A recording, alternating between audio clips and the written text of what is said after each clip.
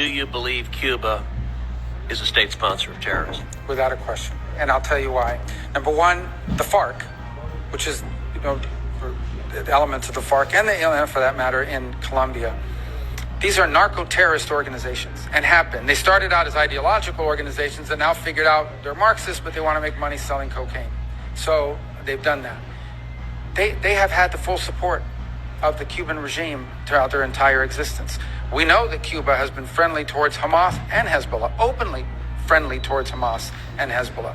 We know as well that the Cuban regime, for example, hosts not one, but two countries' espionage stations within their national territory, 90 miles from the shores of the United States, and that provide valuable insights and cooperate with these elements. We know that they have strong ties to Iran as well, and the terrorist elements associated with them. And we know for a fact that there are fugitives of American justice,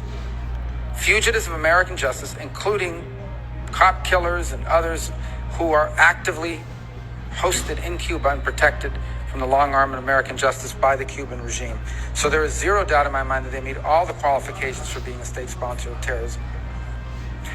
Well, it is clear you're going to be confirmed to this position. You're going to be confirmed with an overwhelming bipartisan vote. I think it is likely you'll be confirmed on January 20th, on the first day the president is sworn in.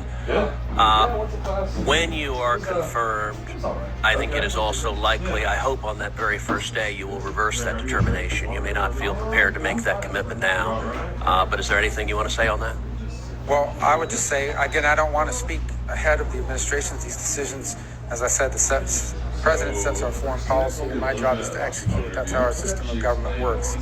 I would just remind anyone on this recent deal with Cuba that just happened over the last 12 hours, nothing that was agreed to is irreversible or binding on the new administration.